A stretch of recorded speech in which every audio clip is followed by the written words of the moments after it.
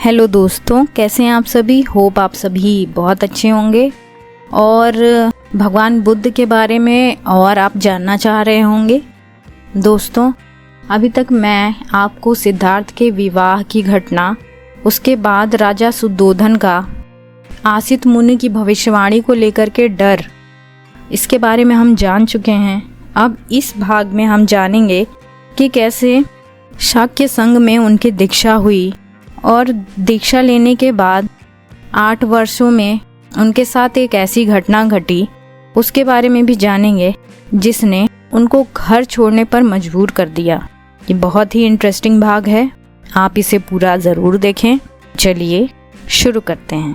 और हाँ, आपको मैं बता दूं कि हम बाबा साहब की बुक बुद्धा और उनका धम्म से लिए हुए ही भागों के बारे में चर्चा कर रहे हैं। तो चलिए आगे बढ़ते हैं। शाक्यों का अपना संघ था जिसमें हर शाक्य को जब उसकी आयु 20 वर्ष की हो जाए तो उन्हें संघ में दीक्षा लेनी पड़ती थी और संघ की सदस्यता ग्रहण करनी पड़ती थी। अब सिद्धार्थ भी 20 वर्ष के हो चुके थे और संघ में शामिल होने की बारी आज उनकी थी। तो कपिलवस्तु के संथागार में सभी संघ के लोग उपस्थित हुए। वहां पुरोहित ने सिद्धार्थ को संघ में शामिल किए जाने का प्रस्ताव रखा। संघ के सभी साथियों ने निर्विरोध सिद्धार्थ को संघ में शामिल होने दिया। अब जान लेते हैं कि संघ की कार्यप्रणाली कैसी थी। तो संघ की कार्यप्रणाली ऐसी थी कि उनमें कोई भी कार्यवाही करने से पहले एक प्रस्ताव संघ में पारित करना पड़ता था। जैसे ही सिद्धार्थ को संघ में शामिल किया गया, शाक्यों के पुरोहित ने सिद्धार्थ को संघ के कर्तव्यों के बारे में बताया, जो कि इस प्रकार दिए गए हैं। पहला, तन मन और धन से शाक्यों के हितों की रक्षा करनी होगी। दूसरा, संघ की सभाओं में उपस्थित रहना जरूरी है। तीसरा, बिना भय और पक्षपात किए किसी शाक्य के आचरण में पाए गए दोषों को बताना। चौथा, आपको कोई दोषी ठहराए तो बिना क्रोध किए अपने निर्दोष होने की सफाई आप दे सकते हैं। पुरोहित ने यह भी बताया कि आपकी सदस्यता कैसे खत्म हो सकती है, जो कि इस प्रकार है। पहला, अगर आप बलात्कार करें तो आपकी सदस्यता नष्ट हो जाएगी। अगर किसी की हत्या कर दें तो आपकी सदस्यता नष्ट हो जाएगी। अगर आप चोरी करें तो, और आखिर में यदि आप गलत सबूत दें तो भी आपकी सदस्यता नष्ट कर दी जाएगी। इस पर सिद्धार्थ कहते हैं कि मान्यवर, मैं जो भी संघ के नियम बनाए गए हैं, आपको विश्वास दिलाता हूँ कि मैं इन सभी नियमों का पूरी तरीके से निभाने की कोशिश करता रहूँगा। सिद्धार्थ को धीरे धीरे संघ में 8 वर्ष बीत चुके थे। वह संघ के एक समर्पित सदस्य बन चुके थे। उनकी सदस्यता के जीवन में इन 8 वर्षों में एक ऐसी दुर्घटना हुई जो सिद्धार्थ के जीवन पर भी संकट की तरह छा गई। ये घटना इस प्रकार है। शाक्यों का राज्य कोलियों के राज्य से सटा हुआ था। दोनों के बीच विवाद का कारण रोहिणी नदी का पानी था, जिसे दोनों राज्य अपने खेतों को सींचने के लिए इस्तेमाल करते थे। शाक्यों के नौकर और कोलियों के नौकरों के बीच विवाद इतना बढ़ गया कि दोनों तरफ के लोग घायल हो गए।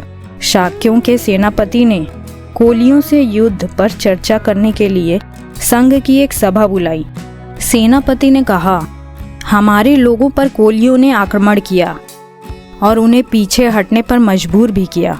ऐसे आक्रमण पहले भी होते रहे हैं, इसे रोका नहीं गया तो आगे भी ऐसा ही होता रहेगा। इसलिए हमें कोलियों से युद्ध करना ही होगा। सिद्धार्थ अपने स्थान पर खड़े होकर बोले कि मैं इस प्रस्ताव का समर्थन नहीं करता।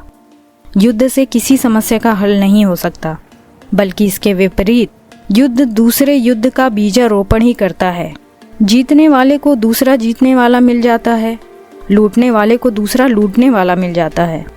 सेनापति अपने कथन पर अडिग थे और उन्होंने अपने ही लोगों का पक्ष लेते हुए कहा कि कोलिय ही दोषी हैं। सिद्धार्थ कहते हैं कि दोनों पक्षों में से कोई भी निर्दोष नहीं है। इसलिए 5 लोगों को मिलकर समस्या को सुलझाना चाहिए, जिनमें से दोनों पक्षों के 2-2 व्यक्ति होंगे। वे मिलकर 5वें व्यक्ति का चुनाव करेंगे तो बिना युद्ध के ही मामला सुलझाया जा सकता है। सिद्धार्थ और सेनापति ने अपने अपने मत रखे। सेनापति को अधिक मत मिले और वे युद्ध की तैयारी करने में लग गए। सिद्धार्थ ने उत्तर दिया कि मैं इस फैसले से सहमत नहीं हूँ तथा मैं इस युद्ध में भाग नहीं लूँगा। लोग समझाने लगे, युद्ध तो योद्धा का धर्म है। साम्राज्य की रक्षा के लिए अगर भाई से भी युद्ध करना पड़े तो करना चाहिए। सिद्धार्थ कहते हैं, जहाँ तक मैं धर्म समझता हूँ कि वैर से वैर कभी शांत नहीं हो सकता, केवल प्रेम से ही वैर शांत हो सकता है।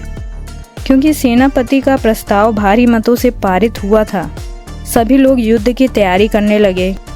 घोषणा की गई कि जो भी व्यक्ति 20 से 25 वर्ष का है वो युद्ध में शामिल हो।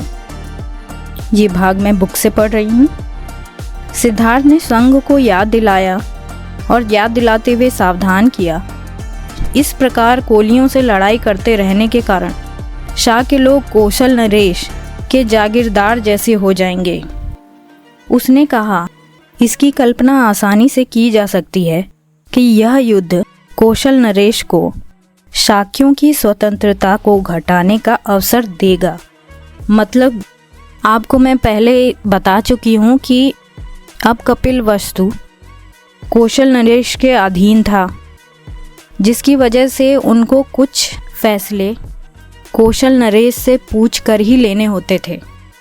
इसी बात को सिद्धार्थ संघ को याद दिलाते हैं कि ऐसा न हो कि ये घटना कौशल नरेश को हमारी स्वतंत्रता घटाने का अवसर दे दे। इस पर सेनापति क्या कहते हैं? सेनापति क्रोधित होते हैं और सिद्धार्थ को संबोधित करते हुए कहते हैं, तुम्हारी वाक्पटुता तुम्हारी सहायता नहीं करेगी। शायद तुम सोच रहे होगे कि कौशल देश की अनुमति के बिना संघ की अवहेलना करने वाले को संघ मृत्युदंड या देश निकाला की सज़ा नहीं दे सकता, और यदि दोनों में से कोई भी सज़ा तुम्हें मिल जाती है तो कौशल नरेश उसकी अनुमति नहीं देंगे। लेकिन याद रखो, संघ के पास तुम्हें सज़ा देने के दूसरे रास्ते भी हैं। संघ तुम्हारे परिवार के विरुद्ध सामाजिक बहिष्कार की घोषणा कर सकता है। संघ तुम्हारे परिवार को भूमि से बेदखल कर सकता है। इसके लिए संघ को कौशल नरेश की अनुमति लेने की कोई आवश्यकता नहीं। सिद्धार्थ कोलियों के विरुद्ध संघ की युद्ध घोषणा का विरोध करते रहने के परिणाम को समझ रहा था। उसके पास सोचने के 3 ही विकल्प थे, या तो वो सेना में भर्ती होकर युद्ध में भाग ले, या मृत्युदंड या देश निकाले के लिए राजी हो जाए, या फिर अपने परिवार के सदस्यों के सामाजिक बहिष्कार का तिरस्कार झेलना व संपत्ति से हाथ धोने के लिए राजी करना। पहले विकल्प को वो किसी भी स्थिति में स्वीकार नहीं कर सकता था। इसी तरह तीसरे के बारे में भी वो नहीं सोच सकता था। इन परिस्थितियों में उसे लगा कि दूसरा विकल्प ही सर्वाधिक मान्य होगा। तब सिद्धार्थ ने संघ से कहा, कृपया मेरे परिवार को दंडित न करें। सामाजिक बहिष्कार कर मेरे परिवार को विपत्ति में न डालें। उनकी भूमि छीन कर उन्हें निसहाय न बनाएं, क्योंकि भूमि ही तो उनकी जीविका का एकमात्र साधन है। वे निर्दोष हैं, दोषी मैं हूँ। मेरी गलती के लिए मुझे अकेले दंडित कीजिए। मृत्युदंड या देश निकाला में से जो आप चाहें वो सजा दें, मैं स्वेच्छा से स्वीकार करूँगा, और मैं आपको वचन देता हूँ कि मैं इसके लिए कौशल नरेश से शिकायत भी नहीं करूँगा। दोस्तों, आज के लिए इतना ही। मिलते हैं एक और नए वीडियो में। आप मेरे वीडियो को पूरा देखते रहें, और हाँ, पूरा देखने के लिए आपका बहुत बहुत धन्यवाद।